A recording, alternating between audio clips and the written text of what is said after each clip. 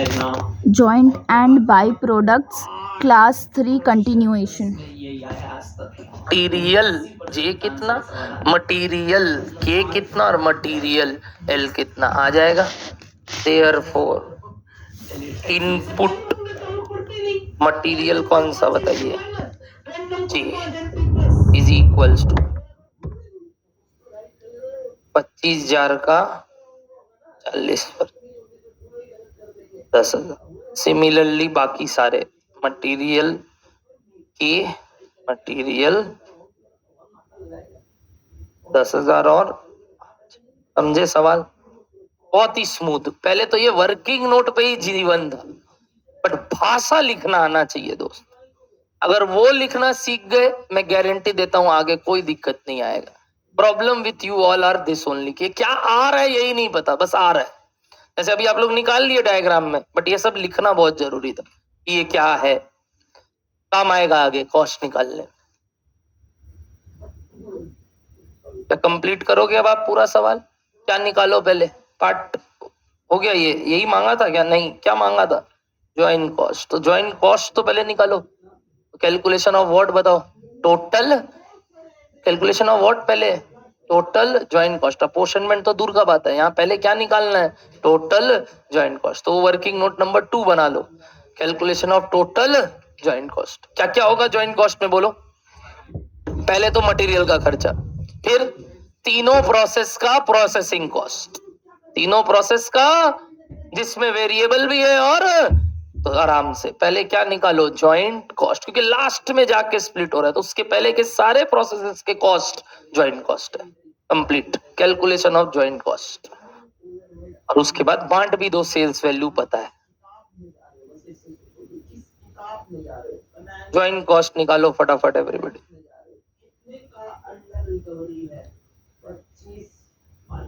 अब एक बात बताओ, अंडर रिकवरी है मतलब खर्चा कौन कम दिखाया है?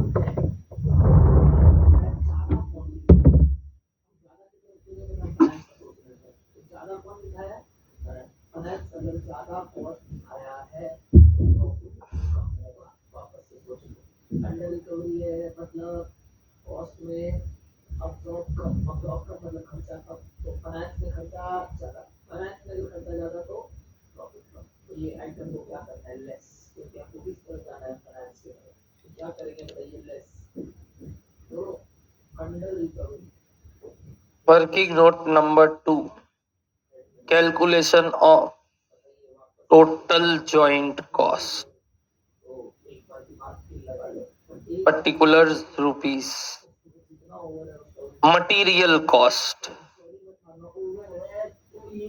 JKL 10,000 इंटू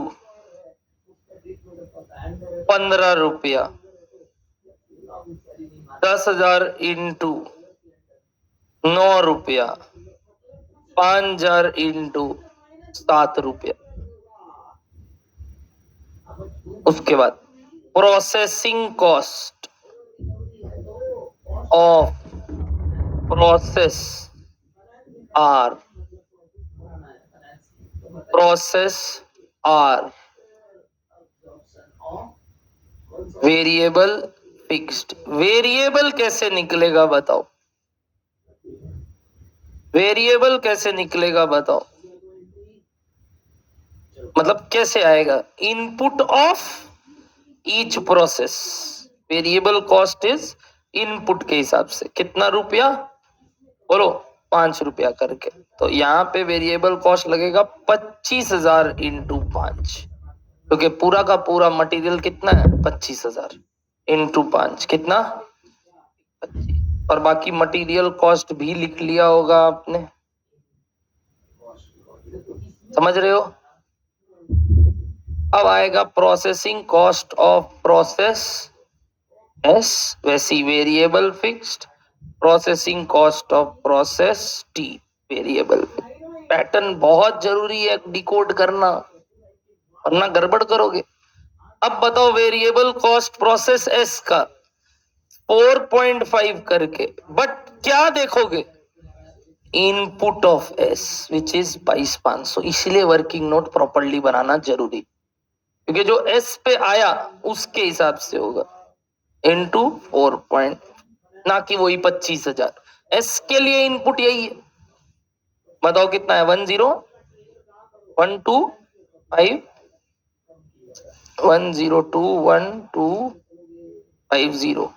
पक्का। और फिक्स्ड कितना दिया हुआ था लास्ट का टी के लिए? 20250 इंटू 3.4 करके 68,850 और फिक्स्ड हो गया, खत्म। This is total join. बहुत अच्छा पार्ट, मतलब मेन वो एलोकेशन का नहीं था ये खेला, मिसिंग फिगर। कितना ब्यूटीफुल सवाल to calculation of joint cost के ऊपर एग्जाम में आया, दिल ले लिया मेरा। ऐसा कभी भी इंस्टीट्यूट किताब में, आरटीपी में, एमटीपी में, हमारे किताब में नहीं था। ये तो उस टर्म में आया तो मेरे को लेना पड़ा। अरे वाह, क्या ब्यूटीफुल सम्स पूछा। होना चाहिए ऐसा ही कुछ होना चाहिए आपके टर्म में, कुछ आए एकदम अलग, जिसको मैं फिर अगले बैच में बोलूं यार उस टर्म में आया था, लोग बना ली। और आप अगर उस बात से डरते हैं तब तो फिर मेरे गलत बिल्डिंग में पढ़ रहे हो आप। वो तो वो डरे, हम क्यों? रेडी रहो, यही सब चीज के लिए रेडी रहो।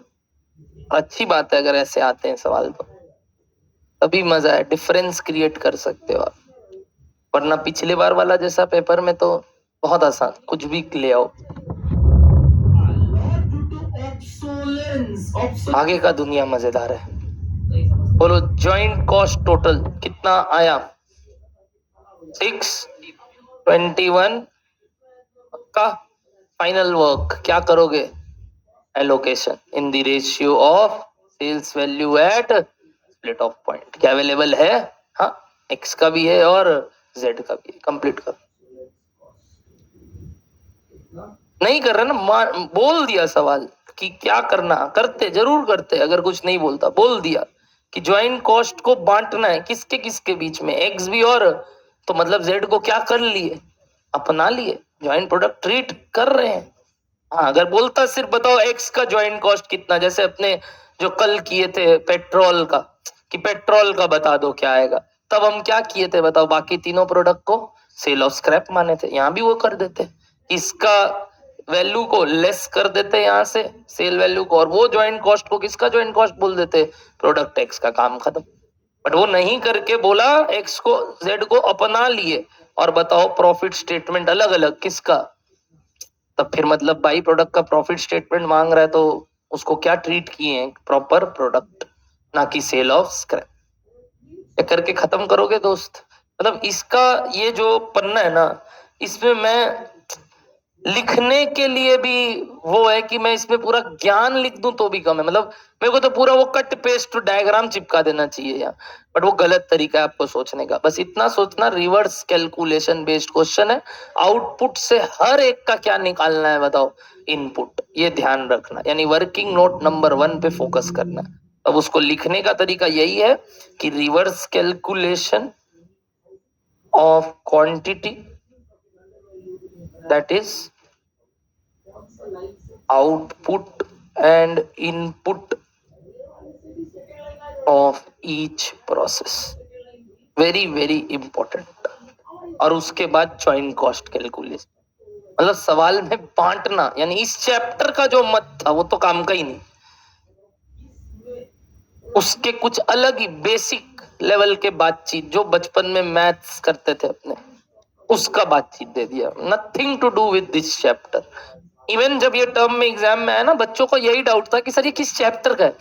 मतलब लास्ट लाइन से लगा जेपीवीपी का है, बट शुरुआती लाइन से लगा प्रोसेस कॉस्टिंग का है, क्योंकि 3 प्रोसेसेस दे दिया, वो भी लास्ट में जाके निकल रहा है, लॉसेस बता दिया, तो लोगों को लगा ये सवाल मिक्स्ड प्रॉपर्टी का है। बट देखा जाए तो ना तो प्रोसेस, सिर्फ लास्ट में जाके ज्वाइंट प्रोडक्ट बाय प्रोडक्ट का बात किया। पहले के 2 वर्किंग नोट बेसिक अंडरस्टैंडिंग के ऊपर थे, आप कैसे इस चीज को बाइफरकेट करते। Reading skill is very much important. Self note बना लोगे तो बढ़िया बात। क्या कर लोगे अब आप? बता दिए ना, अभी तक तो कर ली होगे सेल वैल्यू पे बेसिस पे joint cost allocation, don't even ask for it right now. और वो था सम्स एक्चुअल में। बताओ कितना आया joint cost allocated to X and Z, बांट दिए कितना, 5 5 8 00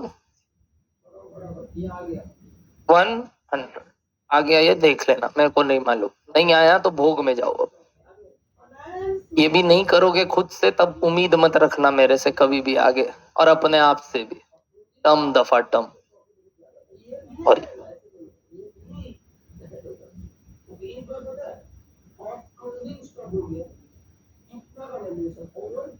मान दिए ना sale value at split of point के रेशियो में, इसको खत्म। उफ यार, क्या तुम लोग एकदम क्या बोल रहे हो, क्या हो गया भाई? सेल्स तो निकालोगे ना, अभी ये भी हम बताए क्या? सेल्स निकालो जेड का, वो जो क्वांटिटी आया इनटू सेलिंग प्राइस करो। क्या बात कर रहे हो यार आप लोग? सेलिंग प्राइस दिया है तो 30 रुपीज, वापस सम्स पढ़ना ही नहीं है, मतलब एक्स का 60 रुपीज। बाबू लोग ये सब मत करो, और इतना भी प्रेशर मत लो पढ़ाई को लेके। मैं शिवम तेरे को देखता हूँ, तुम ऐसे होके सुनता है या तेरे को डर लगता है हर सम्स में, आंख बड़ा कर लेता है, कोई सेंस नहीं है। सवाल इतना भी कुछ नहीं होता, डरने का कुछ नहीं है, हर सवाल को अपने दायरे में ले आओ, आराम से करो। और अगर आपको लगता है आप स्लो बाकी लोग फास्ट है, तो ये फास्ट लोगों के साथ बैठना बंद करो, या पूछना बंद करो, या इनको बोलो बताना बंद करे।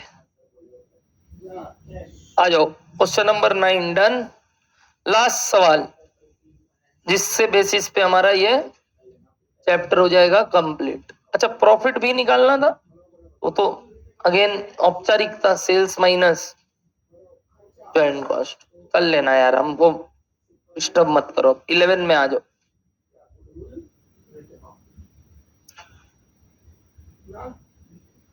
क्या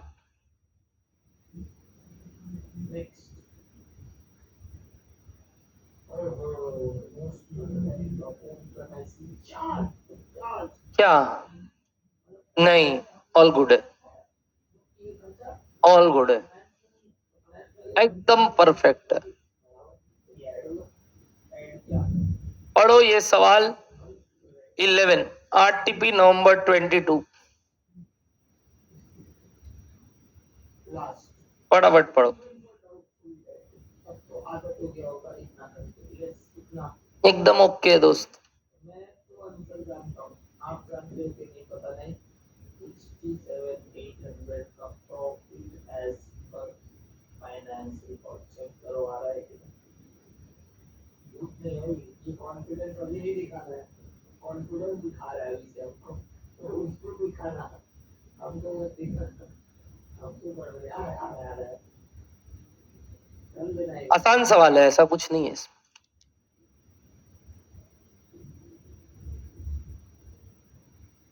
देखो समझ में आ रहा है वाला बात, आप प्लस माइनस सिखा रहे हैं जरा।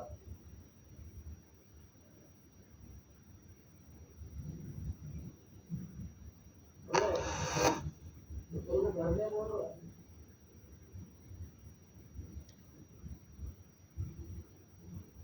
यहाँ तक बात आपका कितना आसान सा सवाल था। अब देखा जाए तो ये वाला टाइप अगर आता है एग्जाम में, आप बोल रहे हो तो सर काम हो जाएगा। आया भी है लास्ट कौन सा टर्म में है?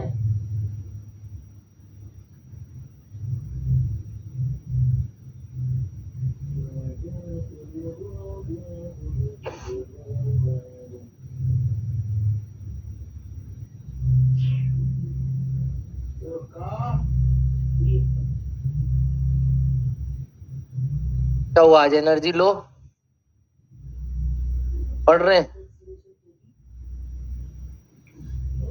एक रीडिंग दे दिया आपने सवाल का। JP Limited uses joint production process that produces 3 products at split off point. The joint cost is 33,60,000 and the product information for the month of July is also given below.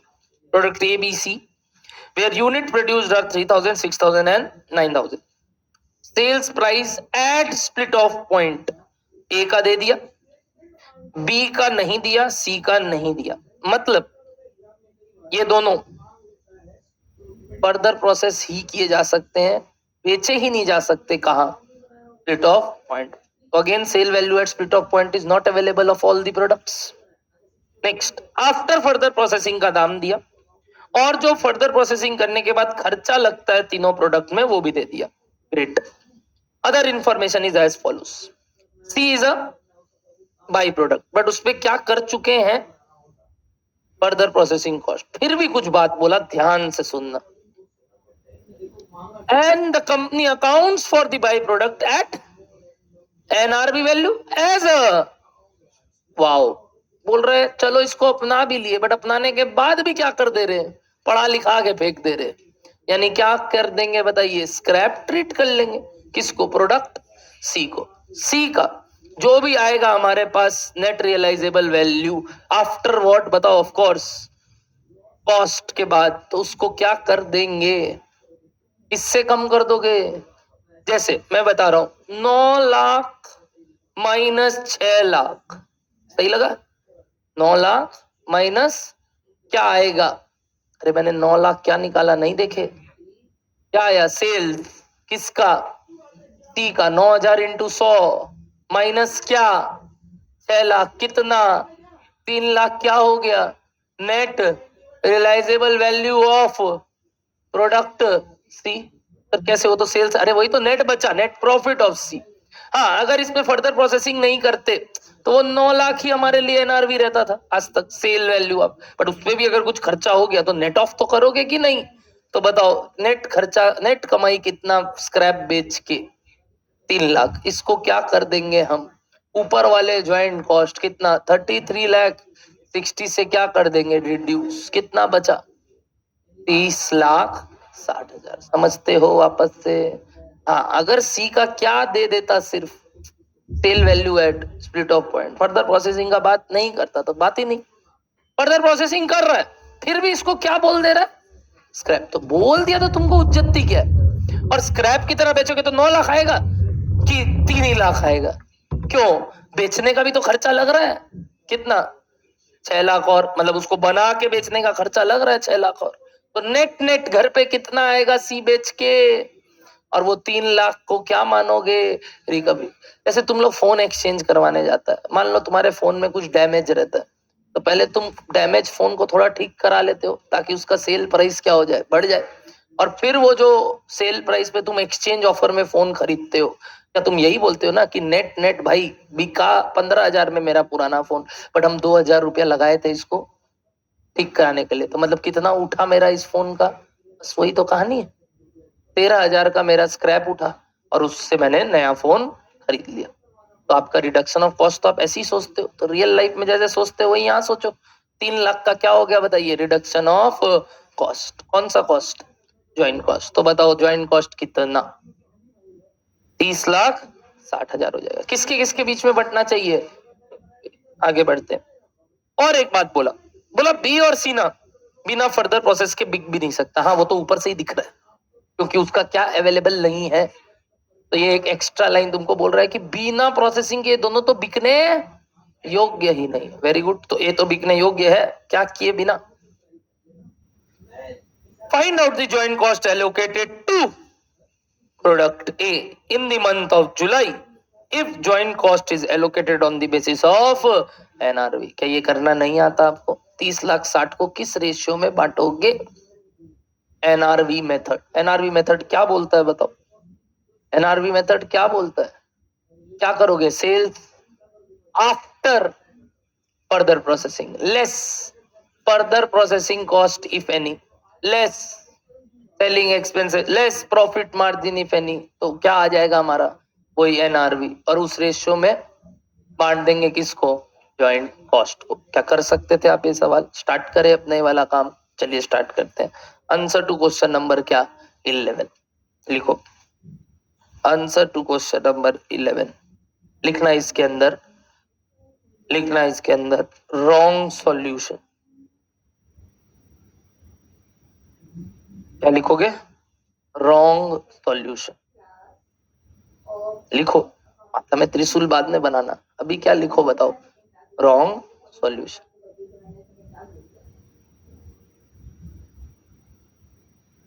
Net realisable value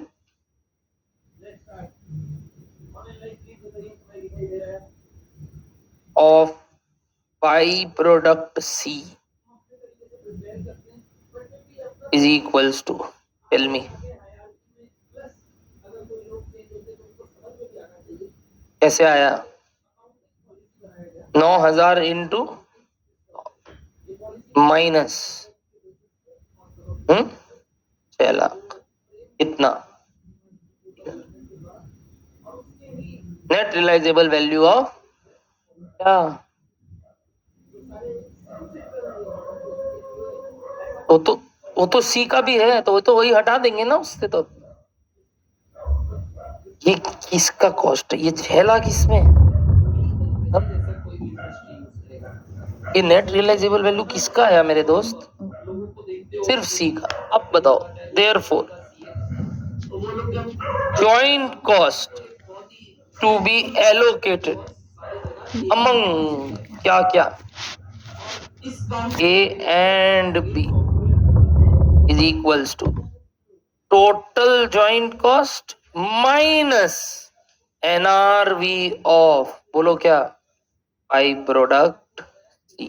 क्यों हटाए ये समझ में आया? Sums बोल दिया।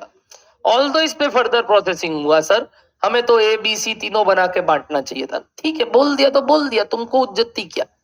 तो इसका नेट रियलाइजेबल वैल्यू को लेस कर दो। कितना आया सर?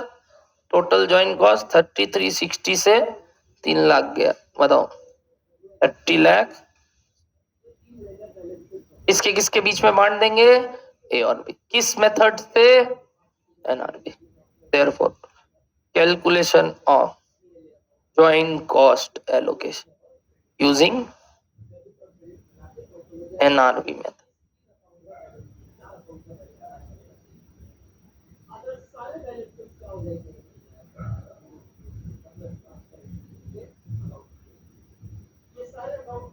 लिखो sales,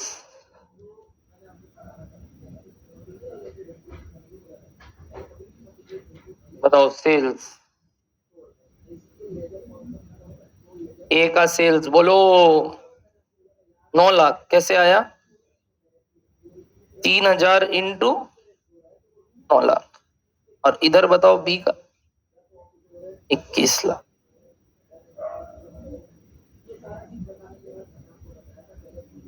less further processing cost if any है क्या? ओए 300 क्यों लिए समझ गए ना? एनआरवी का बात कर रहे हैं, sale value at split of नहीं। बताओ further processing cost if any कितना? 6 लाख। और इधर है कुछ 6 लाख, इतना आ गया एनआरवी 3 लाख और 15 lakh. Therefore, joint cost of 30 lakh 60 in the above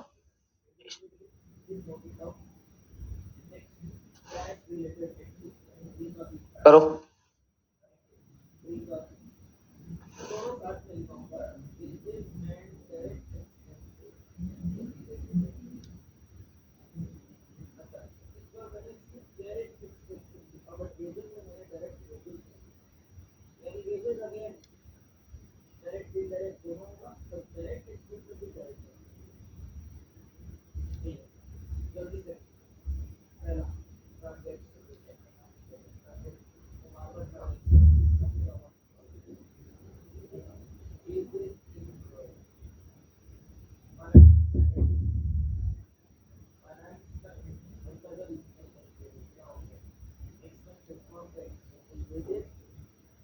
मान दिए? कितना कितना आया? 5 लाख 10,000 और 25 लाख 50,000 आ गया सबका। ये हफ्ता ऊपर लिखाया था कुछ हेडिंग में, ऊपर जाना। Wrong solution as per ICAI, wrong solution as per ICAI अपने करता धरता बोल रहा है, ये गलत है। जबकि मैं तुमको अगर सच बताऊं, एज अ स्टूडेंट अगर मैं आपकी जगह एग्जाम में बैठा होता और ये सवाल आता तो यही करता। ऑल्दो एक बात अजीब लग रहा है, और हर्ष उसको समझाया अभी अपने दोस्त को, ध्रुवो को। क्या अजीब लगा हर्ष तुमको इस सवाल में जो तुम ध्रुवो से बात कर रहा था?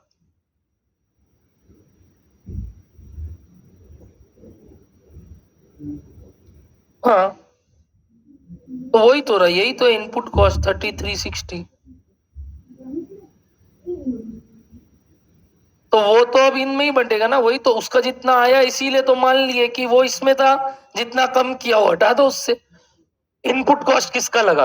ये 3360 तीनों का। अभी तीनों में सी का भी तो है, तो सी से जो आया उसका ही तो कॉस्ट इसलिए कट रहा होगा अल्टीमेटली, यही तो मान रहे। और तो बाई प्रोडक्ट का मतलब, अच्छा लॉसेस का, नॉर्मल लॉस का कॉस्ट किससे रिकवर करते हो? तो सी का भी बाकी का खर्चा किससे रिकवर करोगे? ए और बी से। क्या दिक्कत है? ठीक है, वो बात तो नहीं है। Anybody, anything else? कुछ लग रहा है मैंने क्यों गलत बोला as per ICAI? Although as a student अगर मैं आपकी जगह होता, मैं भी यही सॉल्यूशन करके आता। कोई बुद्धि लगा के बताना चाहता है इस बात में गड़बड़ क्या है जो ये लोग बोला ऐसे मत करना, इस सवाल को सिर्फ वैसे करना। अब बोलो वैसा क्या मैं बोलना चाह रहा हूं, थोड़ा अगर दिमाग है बाबू जो लगा दो। मैं झूठ बोला, मैं अगर आपकी जगह होता तो ये करता। मैंने झूठ बोला।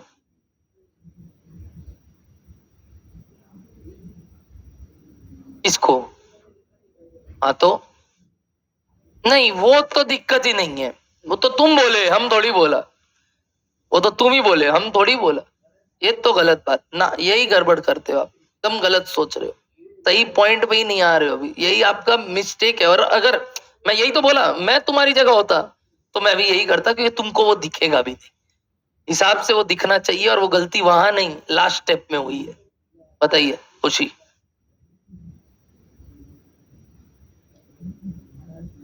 ये इंटू करके माइनस कर इधर से, तो फिर वो 6 लाख जो खर्चा लगा भोग में गया, वो मतलब सी को बनाने में जो 6 लाख लगा, और उसको गिनना ही नहीं है, गया गया, छोड़ो ना यार।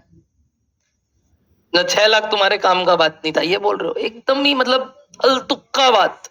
मतलब हम हर टर्म में सुन लेता है सही आंसर, ये पहला टर्म है जब अभी तक नहीं आया मेरे पास सही आंसर।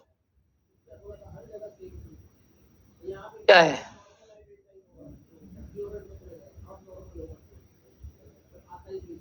वो क्या है? 3,000 इंटू 200, वो तो सेल्स है। तो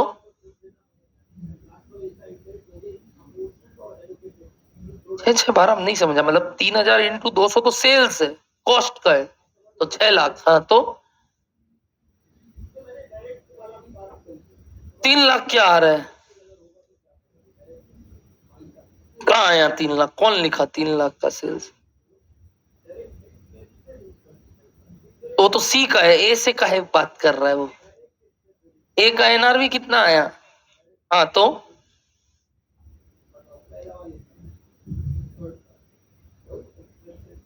क्या आएगा? हाँ तो क्या बोलना क्या चाहता है, इस बात से दिक्कत क्या हुआ तुमको? तो NRV बोला ना, इसलिए किए। क्या बोला सत्यम सुनना, वो सही जा रहा है वैसे, हम उसको डरा रहे हैं बेकार का, एकदम सही जा रहा है वो। सवाल में बोला NRV मेथड लगाने, आपका दिमाग का बत्ती हुआ बंद, और आपने क्या चालू किया? Reverse calculation. आपने प्रोडक्ट ए और प्रोडक्ट बी का क्या निकाला? NRV। बी तो NRV से ही निकलेगा, ए एक और तरीके से निकल सकता है, क्या बताओ? बिकॉज उसका क्या अवेलेबल है? Sales value at. पर सर मेथड मेथड होता है, आप ही बोले अगर मेथड का डेटा दिया है तो उज्जती नहीं करेंगे, क्या नहीं लेंगे बताओ? सेल्स वैल्यू एड, चाहे दिया हो चाहे, एकदम सही बात, मैं भी वही करके आता, झूठ बोल रहा हूँ। बट यहाँ देखो एक बहुत बड़ा बेवकूफी हो रहा है।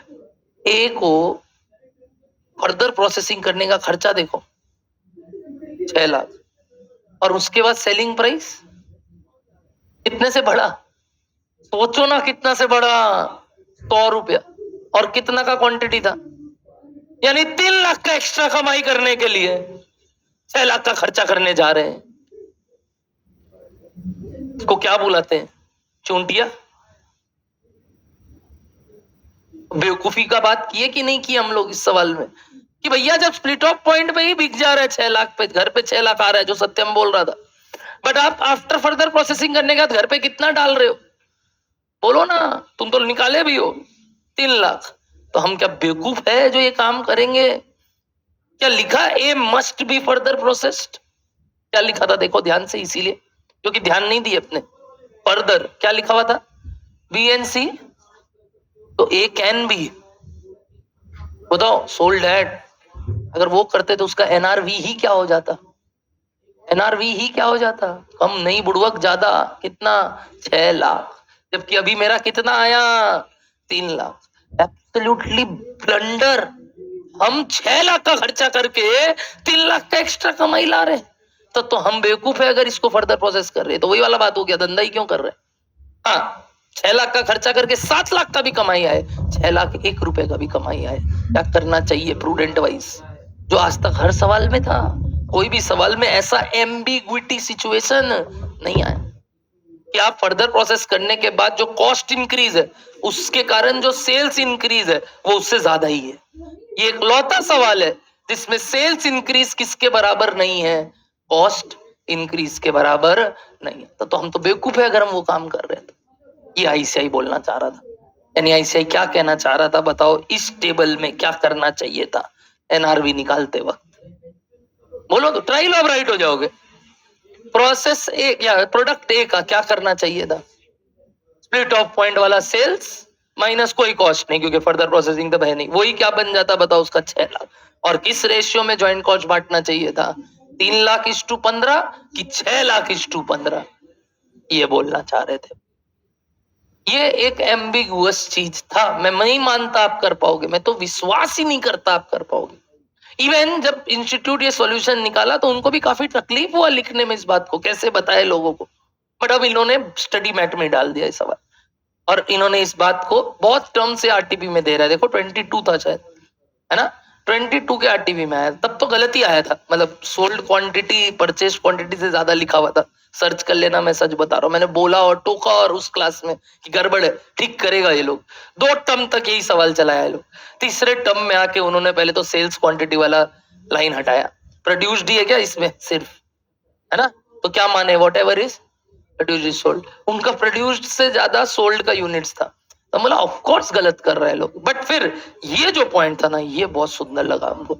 हम बोला ये चीज लोगों को समझ में नहीं आएगा। अब तुम बोलोगे of course as a examiner या एग्जामिनी हमें सपना थोड़ी आएगा इस सवाल में ये करना है, नहीं आ सकता, बट कुछ प्रूडेंसी भी अप्लाई करना पड़ता है। तो ये कुछ ऐसे सवाल है जिसको आपको देख के ही जाने पड़ेंगे एग्जाम से पहले, कि हर सवाल में तो आपने नहीं बोला ऐसा बात। जैसे हेल्दी बोन्स वाला सवाल में अवेलेबल था ना सेलिंग प्राइस, फिर भी आपने क्या लगाया?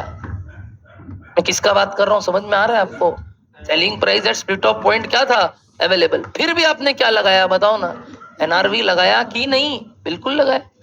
तो सर क्यों लगाया? क्योंकि सम्स बोल दिया करने, तो हम क्या उज्जती करें?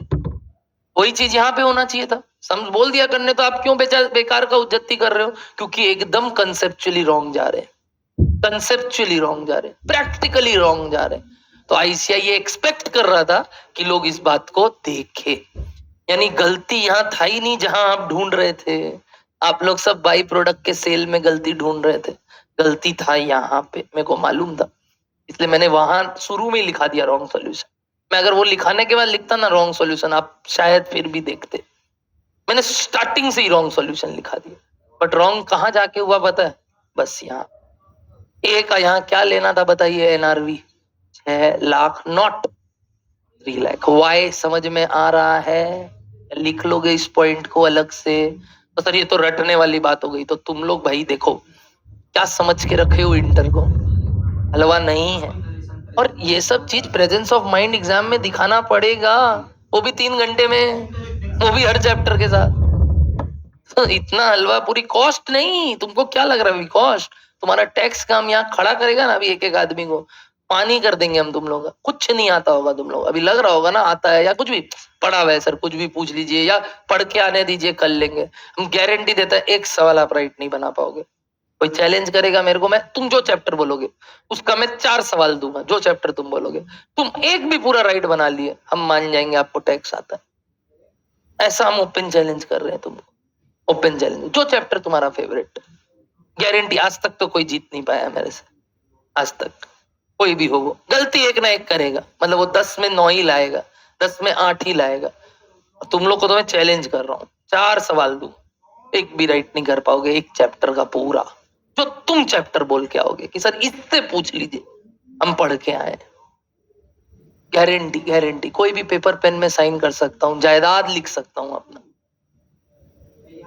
तो सोचो, तुम लोग को इसमें डर लग रहा है, एक्चुअली क्या है ना, गुमराह हुए, देखे ही नहीं हो वो दुनिया कि और सवाल कैसे होते हैं, एग्जाम में कैसे आते हैं। अभी तक लिमिटेड ज्ञान में चल रहे हो कि सारा प्रोविजन ही याद कर लो, बहुत है, पागल हो क्या?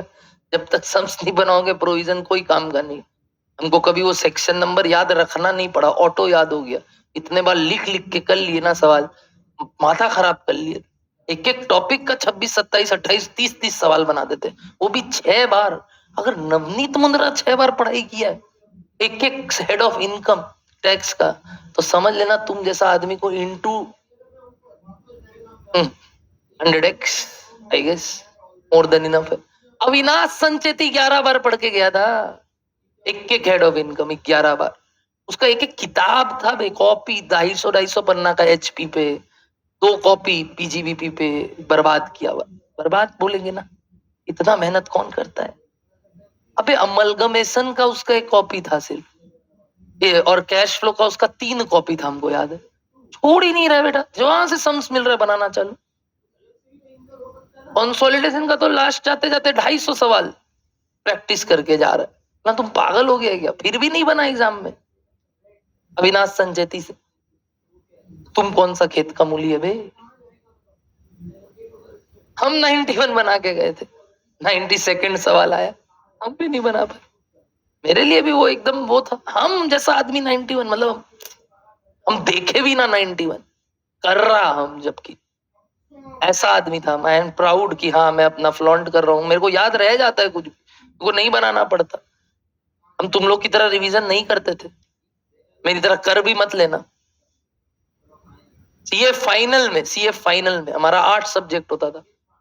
SFM स्ट्रेटेजिक फाइनेंशियल मैनेजमेंट 10 दिसंबर को लेके बैठे थे 2014, और डॉट 12 जनवरी 2015 में डन एंड डस्टेड अंदर रख दिए। बोले अब पढ़ेंगे ही नहीं इसको वापस, सीधा कब उठाएंगे?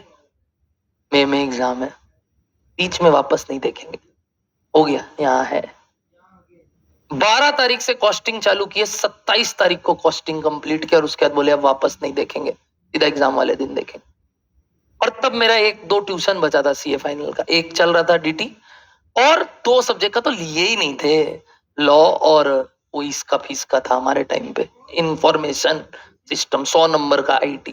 तो तुम्हारा तो हट गया इंटर से ही, और फाइनल में है ही नहीं, लिए ही नहीं, ट्यूशन ही नहीं ले, देखा जाएगा। DT खत्म हुआ मार्च में, हमको याद है मेरा 5 मार्च को क्लास, ट्यूशन, एग्जाम कब है? मई में। ट्यूशन खत्म हुआ, सीए फाइनल का DT का। बट उस दौरान रिवीजन चल रहा था कि जनवरी में तो छुट्टी मिला था ऑफिस से, कॉस्ट खत्म किए, साथ ही साथ फिर अकाउंट्स चालू किए। लॉ का क्लास, हाँ, पढ़ाई 13 दिन अपने आप को दिए थे, 13 days I remember, completed, done and dusted. Audit का भी ट्यूशन नहीं लिए, ऑडिट डॉट 4.5 दिन में पहली बार पढ़े और आखिरी बार पढ़े लाइफ में, पहली बार और आखिरी बार। अप्रैल 17 से चालू किए थे, 17 18 19 20 21 पे खत्म। और ऑडिट जिंदगी में नहीं पढ़ेंगे, सीधा एग्जाम वाले दिन देख। लास्ट में चालू किया, अपना ही बुक खोल लिया, पंकज गर किताब मंगवाए, याद है हमको 545 पेजेस का बुक था, डिवाइडेड बाय 5 डेज किए कि इतना दिन में एक एक पन्ना पढ़ना है, इतना पन्ना पढ़ना है, गेम ओवर। और देखना भी नहीं है कभी जीवन। सर वो इसका रह गया, वो मेरा भी रह गया था, टाइम ही नहीं मिला करने का। सेकेंड लास्ट एग्जाम था, मेरे को चैप्टर का नाम भी नहीं पता, 8 का 8 फोन किए आते एग्जाम हॉल से कि भाई क्या पढ़े पहले ये बताते। फर्स्ट टाइम विद्या छू के बोल रहे हैं, छू रहे हैं वो डेटा। बताओ तो क्या करना चाहिए? तो लोग बोला पहले ये चैप्टर पढ़ ले, फिर ये पढ़ ले। कुछ समझ में नहीं लग गया। फिर जैसे तैसे छोटा चैप्टर पकड़े, 4 नंबर था, कुछ आग लग रहा था कंप्यूटर में या वायरस आ रहा था तो क्या होता है, तो वो चीज समझे। How to extract the data, कैसे सेफ्टी प्रिकॉशन रखते हैं, बैकअप्स कैसे देखा जाता है, मतलब बैकअप यहाँ भी आ गया। वो पहले 4 नंबर चैप्टर किए, उसके बाद उन सब चैप्टर का चलो नाम पता चल गया। 6 तक पहुंचे, मतलब 6 इन द सेंस बीच बीच में से कर रहे थे। 1, 6, 7 और 8 बचा था। 6 तक पहुंचे, आधा किए, एग्जाम का टाइम आ गया, मतलब सेंटर जाना पड़ेगा एग्जाम देने। 1, 7 और 8 आज तक आई एम प्राउड कि मेरे को सिर्फ चैप्टर का नंबर पता है, नाम भी नहीं पता कि उसका नाम क्या था। वो तो इंडेक्स से याद होगा तेरे को ना, याद ही नहीं था। एग्जाम में बैठ गए, 96 का अटेम्प्ट करके आए, एग्जाम में 44 आया। Very happy, I must see, very happy. हम लोग ऐसे नहीं सोचते थे, जैसे हम लोग निकल के भी कॉन्फिडेंट हो जाएगा यार, कुछ नहीं, चले जाते थे। तुम लोग का तो रिवीजन ना होना लास्ट डे, तुम लोग पागल हो जाए। इधर सेकंड टाइम नहीं पढ़ के गए। इंटर में बहुत मेहनत किए थे क्योंकि एकदम नया था मेरे लिए, मेरे को अकाउंट्स ही नहीं आता था, तो हम क्या करें, बहुत मेहनत की। 6 बार हम पढ़ के गए अगर एचपी तो तुम लोग क्या, एक हेड ऑफ इनकम। फाइनल में घसीटा वाला होता ना, जैसे वो कैरम में लास्ट में बस गोटी लेना है, तो ले लिए। चट भी अपना, पट भी अपना, हो गए पास, बात खत्म। तुम लोग नहीं सक पाओगे ये सब, चांस भी मत लेना, चांस भी मत लेना। तुम भाई डिफॉल्ट या तो ये करोगे और फिर तो नंबर आएगा 20, 12, 11। बट ये तब तरीके से पढ़ना मत। मेरा दोस्त लोग यही बोलता, भाई उन लोग को बताता होगा अगर तेरा बात, तो लोग तो विश्वास ही नहीं करेगा कि तुम टीचर है। ये तो इसमें भी इतना छोड़ते थे, और जो चैप्टर पढ़ के भी गया तुम बेटा, उसमें भी छोड़ छोड़ के गए। ये 25 नंबर छोड़ के चले जाएंगे तो क्या हो जाएगा। आईडीटी 100 नंबर का था, service tax, excise, custom. Excise 25 number, custom 25 number, 50 service tax. 25 number का एक्साइज का क्लास ही नहीं किए थे, ऑडिट में गए हुए थे। आए वापस तो देखे अब क्लास का बैकअप तो अवेलेबल नहीं है, नहीं करेंगे, छोड़ो। 25 मार्क गया क्योंकि 12 नहीं 18 दिन के लिए बाहर घूमने गए हुए थे। घूमने मतलब आर्टिकलशिप से काम करने गए हुए, तो गया वो 18 क्लास भोग में। 18 क्लास का टॉपिक ही नहीं पढ़े लास्ट तक। एक्साइज ड्यूटी 25 नंबर नहीं करेंगे, आईडीटी में एग्जामिनेशन आया, एग्जाम में 75 मार्क्स का आता था, पढ़ के जाएंगे। वो हमारे अंदर जील था यार कि जो भी आएगा कॉमन सेंस से कर लेंगे, और आपके वो ही मिसिंग है कॉमन सेंस। कुछ बात करते हैं कॉमन सेंस का तो उड़ जाते हो, याद करना पड़ेगा, इतना टफ है, और बाप रे टफ नहीं है, तरीका आना चाहिए कैसे बच के निकले सब बात। क्या है तो पढ़ लेंगे, एक और बार देख के चले जाएंगे एग्जाम से पहले, उसमें क्या है। सोचो वो चीज जो आदमी पढ़ के 4 महीना बाद पढ़ना चाह रहा है वापस, अगर हमको याद रहता है। I am genius, I know, I am genius. मेरे जैसा दिमाग नहीं हो सकता आपका, किसी का भी, अविनाश सर का भी दिमाग, बट मेहनत अविनाश सर जितना कोई नहीं कर सकता आप लोग, मैं भी नहीं। क्या मेहनती आदमी है, और वो उसका फल मिला उसको एग्जाम्स में।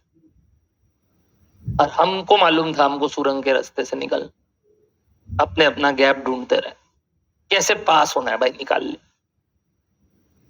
निकल के बोल दिए थे पास होंगे, कोई टेंशन नहीं है। इंटर में भी श्योर था, उस इंटर में तो मार्क्स भी तगड़ा आया था। हाँ, अविनाश सर जितना ले आए चलो ठंडक मिले, उसका भी रैंक नहीं मेरा भी नहीं, वो दोस्त रैंक ले आता तो और दुख होता, नहीं लाया उस, तो बस ठीक है, मेहनत सेम। बोला चलो अच्छा है, मार्क्स भी आसपास आ गया तो हम बोला बहुत खुश है, 5-10 नंबर में टेंशन नहीं। बट फाइनल में हमको मालूम था वो आगे बढ़ रहा है, 6 महीना जा जा जा रैंक ला, हम ये भी नहीं कर रहा है।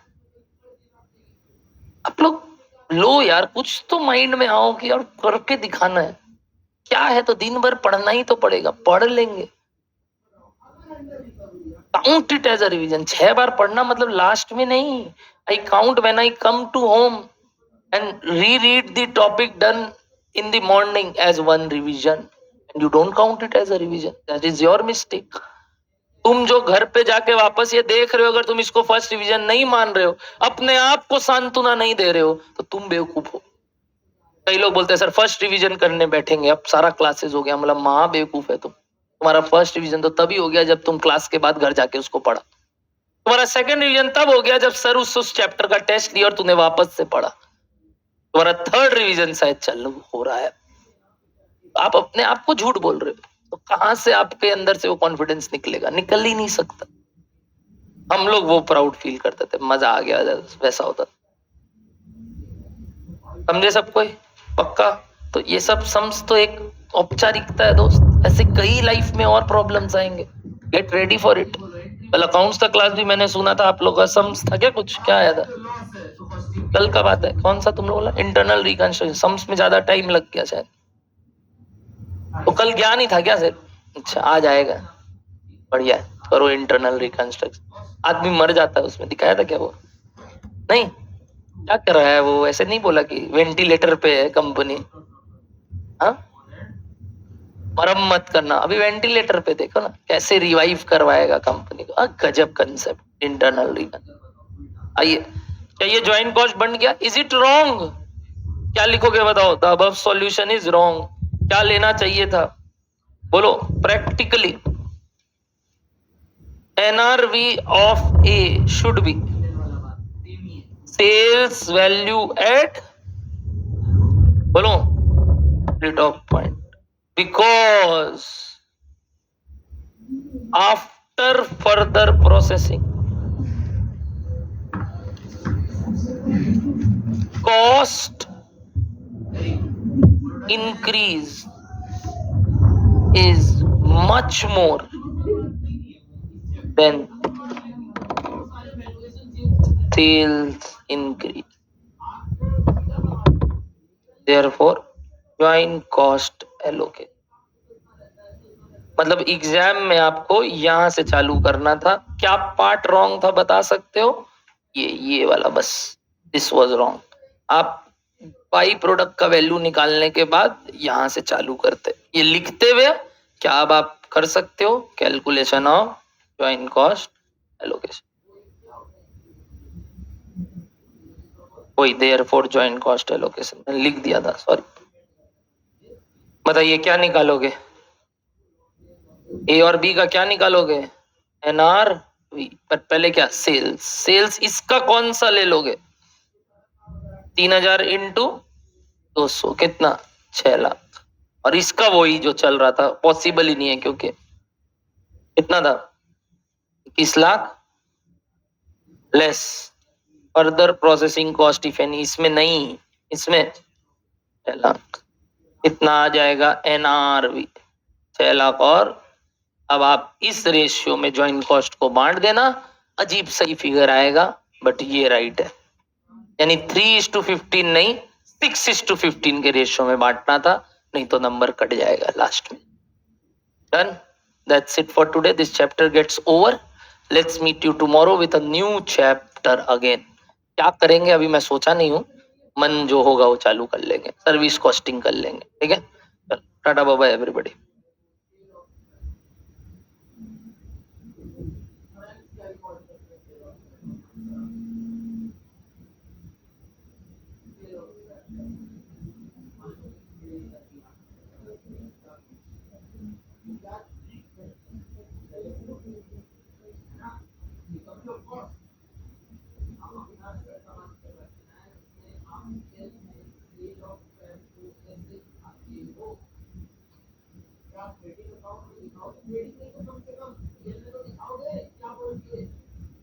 मतलब आप कमाई दिखाते हो ना, वो तो कॉस्ट का जो क्या बोलता है, रिडक्शन आप क्या करोगे?